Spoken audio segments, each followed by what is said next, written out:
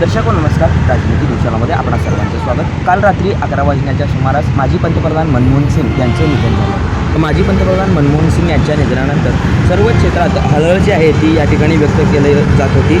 मनमोहन सिंग यांचे 26 डिसेंबर रोजी रात्री 11 वाजण्याच्या सुमारास निधन झाले. ते वयाच्या 92 वर्षी दिल्लीतील एम्स रुग्णालयात अखेरचा श्वास त्यांनी घेतला. त्यानंतर माजी पंतप्रधान डॉक्टर मनमोहन सिंग यांच्या निधनानंतर देशात 7 दिवसाचा शासकीय दुखवटा हा जाहीर करण्यात आलेला आहे.